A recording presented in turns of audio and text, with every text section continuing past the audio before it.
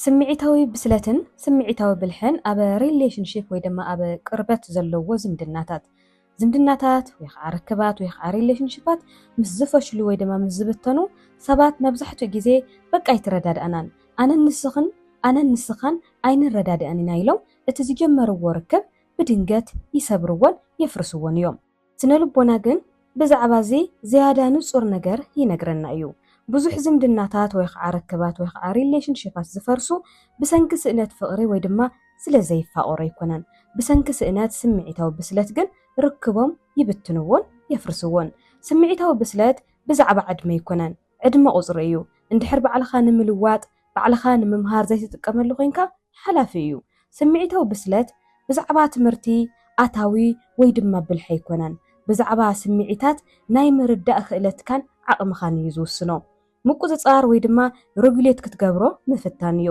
ሓላፍነት ምውሳድ ከምኡ እውን ሪኣክት ካብ ምግባር መልሲ መሃብ እዩ ዝቐድም። ንሎሚ ስምዒታዊ ብስለት ብሓቂ እንታይ ማለት ምዃኑ ክንድህስስ ኢና። ሰላም ፍትዋት ተኸታተልቲ ዲናና ማይንድሴት ኤንድ ሂሊንግ ስፔስ ሓቢረኩም ፀንሕ። ኣነ ሄለን ሃፍቱ እየ። ፕሮግራም ተተመችይኩም ወይ ድማ ንኽቕፅለሉ ድማ ዘበረታትዑ ነገራት ታልዩምኹም ላይክ ግበሩ ኢኹም፣ ሼር ግበሩ ኢኹም፣ ኮሜንት እውን ፅሓፍሉ ኢኹም። ስነ ልቦና ንስምዒታዊ ብልሒ ብኸመይ ይገልጾ ኢልና ድማ ሕጂ ከዓ ክንሪአ ኢና። ከምኡ እውን ስለምንታይ እዩ ዘይምህላው ኣብ ሓዳርን ነዊሕ ዝፀንሕ ዝምድናታትን ብዝሕምም መንገዲ ዝረአ? ቀዳማይ ስምዒታዊ ብስለት ብሓቂ እንታይ እዩ? ስነ ልቦና ስምዒታዊ ብልሒ ከም ዝኽብል ይገልጾ። ስምዒታት ምልላይ፣ ምንጪ ምርዳእ፣ መግለፂኦም ምቁፅፃር፣ ከምኡ እውን ግቡእ መልሲ ምሃብ። ብስምዒት ብሱላት ወይ ድማ በሳላት ዝኾኑ ሰባት ዓሚቑነት ይስምዖም እዩ። ብስምዒታቶም ግን ኣይቆፃፀሩን እዮም። ብዕንቆት ይሓስቡ፣ ስምዒቶም ግን ከቶ ኣይቆፃፀሩምን። ብስምዒት ዘይበሰሉ ወይ ከዓ ዞም ኢማቹር ዝኾኑ ሰባት ግን ብዘይተረድኦም ስምዒታት ይቆፃፀሩ ወይ ድማ ኣብ ቁፅፅር ይኣትዩ። ሓደ ካብቲ ዝዓበየ ዘይምርድዳእ ወይ ድማ ሚስ አንደርስታንዲንግ ህዱእ ስቕታ ማዕረ ብስለት እዩ ኢልካ ምእማን እዩ። ኣብ ክውንነት ወይ ከዓ ኣብቲ ሪያሊቲ ግን ስምዒታዊ ብስለት ስቕታ ኣይኮነን። ስቕ ምባል ወይ ድማ ስቕተኛ ኢኻ ማለት በሳል ኢኻ ማለት ኣይኮነን። ብዙሓት ሰባት ስቕ ይብሉ፣ ብፍላይ ኣብ ሪሌሽንሺፕ ኮይኖም ንዋዕሉ ስቕ ይብሉ እምኖ ስቕ ብምባሎም ከም ዝለባማት ወይ ድማ በሳላት ገይሮም ዝሓስቡ ብዙሓት ሰባት ስለ ዘለው እዩ። ምውጋድን ምውፃእን ስምዒታዊ ምዕፃውን ምልክታት ሓይሊ ይኮኑን። ምልክታት ስምዒታዊ ልዕሊ ዓቐን ፅዕነት ድኹም ምቁፅፃርን እዮም። ኣብ ቅርበት ዘለዎ ዝምድናታት እዚ ፍልሊ ኣዝዩ ንፅር ይኸውን። ምቅርራብ ስምዒታት ስለ ዘንቀሳቐስ ከምኡ እውን ስምዒታት ዓቕሚ ስለ ዘቃልዕ። ካልኣይ ሓላፍነት ኣንጻር ምውቃስ ወይ ድማ ሓላፍነትን ምውቃስን። ሓደ ቀንዲ ምልክት ስምዒታዊ ብስለት ስምዒታዊ ሓላፍነት እዩ። ብስምዒት ብሱላት ውልቀ ሰባት ነዚ ሓቂ እዚ ይርድእዎ እዮም። ንስምዒታተይ ሓላፍነት ዝወስድን ተሓታትን ኣነ እየ፣ ዋላ እውን ካልእ ሰብ ክለዓዓል ወይ ድማ ትሪገር ተገበርዎ ቅድሚ ግብረ መልሲ ምሃቦም የስተንትኑ እዮም። ብሱላት ሰባት ንነብሶም እውን ይሓቱ እዮም።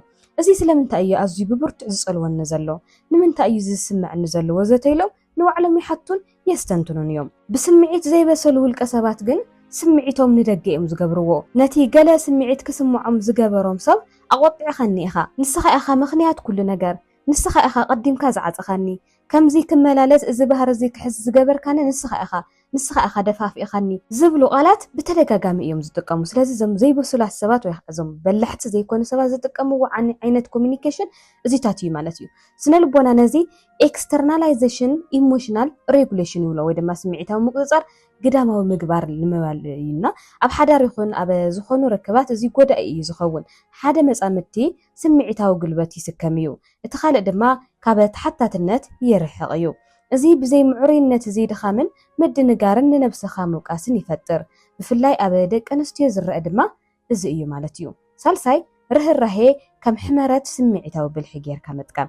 ስምዒታዊ ብልሒ ካብ ርህራሄ ዘይፍለ ምዃኑ መፅናዕትታት ብቐፃልነት ይሕብሩ እዮም። ርህራሄ ወይ ድማ ሓዘኔታ ስምማዕ ኣይኮነን፣ ስምዒታዊ ፅልዋ ምርዳእ ምኽኣል እዩ። ብስምዒት ብሱላት ዝኾኑ ሰባት እቲ ዝተዛረብዎ ወይ ድማ እቲ ዝገበርዎ ነገር ነቲ ሰብ እሱ ወይ ድማ ንሰብ ዝኾነ ስምዒት ተሰሚዕዎ እዩ ኢሎም እንተሓሲቦም ከምዚ ኢሎም እዮም ዝሓቱ።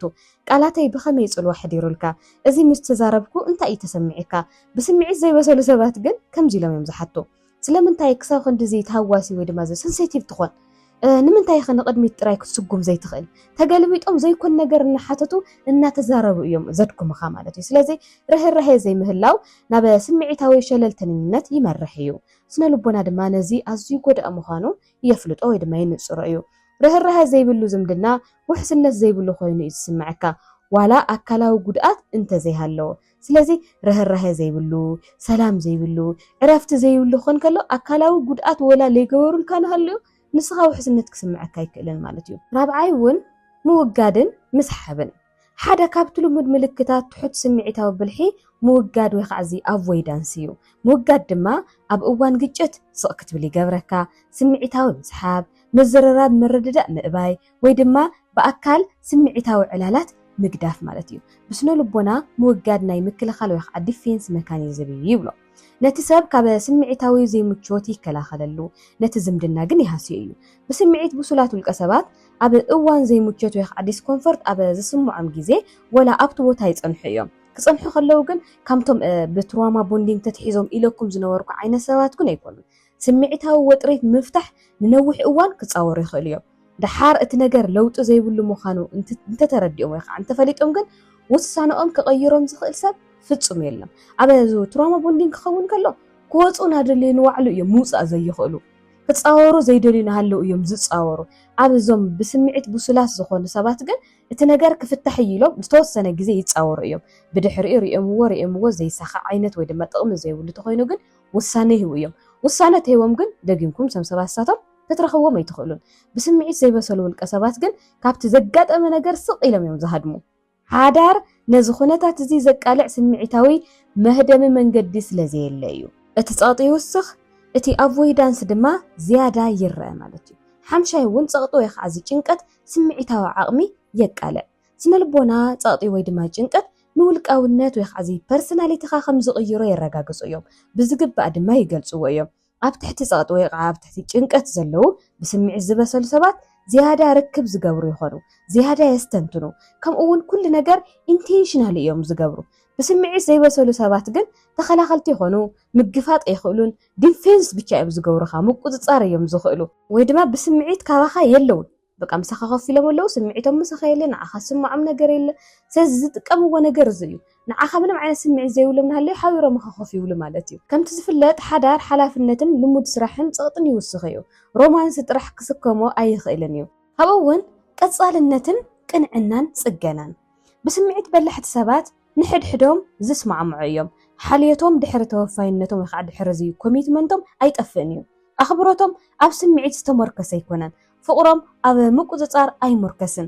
ግጭት ምስ ዘጋጥም ወይ ድማ ዝኾነ ዲስኮምፈርት ንኽስምዖም ኣብ ክልቲኦም ዝገበረ ሓደ ጉዳይ ክፍጠር ከሎ ብሓባር ኮይኖም ተዘራሪቦም እዮም ዝጽግንዎ ጽገና ማለት ጉድኣትካ ምእማን ካብ ልቢ ቅሬታ ንሓተትካ ንቕድሚት ምስጓም ከምኡ እውን ስምዒታዊ ድሕነት ምምላስ መኽኣል እዩ ብስምዒት ዘይበሰሉ ውልቀ ሰባት ግን ካብ ጽገና ኣዝዮም ብርሕቐት እዮም ዝርሕቑ የጉድልዎ ይኽሕድዎ ወይ ድማ ከይሓወዩ ይስጉሙ በቃ ከምዚ ኖርማል ከም ዝኾነ እዮም ዝሓስቡ ችግር እኮ ተፈጢሩ እዩ ጸጥ ይብሉኻ ኣይነጋገሩኻን ንቕድሚት ንኽኸዱ እዚ ነገር ኣነ ደስ ይበለንን ብኸምዚ መልክዑ ተተነስተኻኽሎ ይሕሸና ገለታት ዝብል ነገር ካብ ኣፎም ይወፅእ ነቲ ሰብ ንሱ ጥራይ እዩ ጌገኛ ናብሉ ለውጢ ዘየምፅኡ ሰባት እዮም ማለት እዩ ብምዝርራብ ኣየኣምኑን እቲ ነገር ሓኪምካ ንቕድሚት ምኻድ ኣየኣምኑን በቃ ኩሉ ግዜ ንሳቶም ትኽክል ይኾኑ እሞ ተኻሊእ ሰብ ወይ ድማ ሰብ ከምዚ ቪክቲም ሜንታሊቲ ዘለዎም ዓይነት ሰባት እውን ኣለውና ልልሐሸ ነገር ንቕድሚት ክስጉሙ ኣይክእሉን ማለት እዩ ስነ ልቦና ከም ዘመልክቶ ድማ ዘይተዓረየ ወይ ከዓ ዘይተጸገነ ስምዒታዊ ቁስሊ ይውህለል ቀስ በቐስ ድማ ቅርርብካ የጥፍኦ እዩ ዝኾነ ነገር ኣጋጢሙስ ብፍላይ ኣብ ሪሌሽንሺፕ ውሽጢ ኮይኖምስ ዝኾነ ነገር ኣጋጢሙስ ተነጋጊሮም ተነገርሳ ኣሽዒቱ ምፍታሕ ዳኸኣሉ ስቑሎም ይውህልልዎ ይእክብዎ ድሓር ክበዝሕ ከሎ ተስምዒታዊ ተፈጢሩ ዝነበረ ምትእስሳር ሙሉእ ልሙሉእ የጥፍአሎ ማለት እዩ ስምዒታዊ ብስለት ብፍቕሪ ክግደድ ኣይኽእልን እዩ ብትዕግስቲ ክሕተት እውን ኣይኽእልን እዩ ብመስዋእቲ ድማ ክፍጠር ኣይክእልን እዩ ብንቕሓት ግን ክምዕብል ይኽእል እዩ ማለት እዩ ስምዒታዊ ብልሒ ኣብ ዝህልወሉ እዋን ቅርበት ውሕስ ኮይኑ እዩ ዝስምዓካ ኣብ ስምዒታዊ ብልሒ ኣብ ዘይህልወሉ እዋን ግን ቅርበት ጸቕጢ ኮይኑ ይስምዓካ ወይ ድማ ዝምቅርራብካ ጭንቀት እዩ ተደጋጋሚ ደው ኢልካ ንባዕሉ ደሊካ እውን ጭንቀት እዩ ምክንያቱ ብብስለት ወይ ከዓ ብምስትውዓል ኣይኮነን ዝቀራረቡ ዘለዉ ኣብ ዘይስማዕ ወይ ድማ ዘይርአ ወይ ድማ ብስምዒት በይንኻ ኮይኑ ኣብ ዝስምዐካ ርክብ እንተሃሊኻ ንስኻ ግን እዚ ትሰምዕ ዘለኻ ወይ ድማ እዚ ትሰምዕ ዘለኸይ እዚ ኣባኻ ዝተፈጠረ ድኽመት ኣይኮነን ምልክት ስምዒታዊ ዘይምዕሩይነት እዩ نقحات ويخعزي awareness هيوتكا نخمرر ويدما عرا نخخون زعلمه አይገብሮልዩ ናፃን ምግባር ነፃነት ንኽስምዐካ ንምግባር ዝዓለመ እዩ ማለት እዩ ስለዚ ኣብ ዝኾነ ይኹን ሪሌሽንሽፕ ኣብ ዝኾነ ይኹን ርክባት ክትህልዩ ከለኹም ብኣእምሮ ወይ ድማ ብስምዒታዊ ብስለትን ብስምዒታዊ ብልሕን ኢኹም ክትንቀሳቀሱ ዘለኩም ማለት እዩ ንኹሉ ነገር ብትኹረት ምርኣይ ንኹሉ ነገር ብኣግባብ ምርኣይ ሕዚ ሓደ ሰባት ላ ንእሽተይ ነገር ባእሲ ተጋጥሙ ወይ ከዓ ዝኾነ ጊጋ ይፍፀሞ زم بسمعت بسالات زي كونو ريليشنشيب زلوا وسبات مالتي فحدا جزي وسانه وسينهم زي كون نجر جيرهم نتزفتوا وسبنوا على نزل ألم زرحوا وسبات اللو تم حدا بسالات قال تنجروا سير إيوه حدا جزي قط ماكم ليخون كم يجيروا كاستخاخلها هم زخيل كم يجير أخذ تستخاخلها هم تخيل نافلت إنهاليوس من نجاري لو هيوتهم زبلاشيو حدارم زبتنو ريليشنشيبهم زصبروا سبات اللو يوم ስለዚህ كل ጊዜ ነገራት ክንገብሮ ከለና በመስተውዓል ነገራት ክንገብሮም ከለና በብስለትን በብልሕን ክኾን ኣለዎም ማለት እዩ ማለት ሰብ ኩሉ ጥፍኣት ዘይብሉ ዘይደክም ዘይጋገ የለን ኣንሕና ግን ብዚ ስምዒታዊ ብልሕነትና ወይ ከዓ ብስለትና ተጠቒምና ግን ነገራት ከመይ ጌርና ኢና ክንትሕዞም ለለና ዝብል ነገር ክንምኩር ኣለና ማለት እዩ ስለዚ ንሎማዓንቲ ክብለኩም ዝደለኹ እዚኣ እያ ነይራ ኣብ ቀፃሊ ድማ ብካሊእ ጉዳይ ክንራኸብ ኢና ሰላም ንኣኹም ይኹን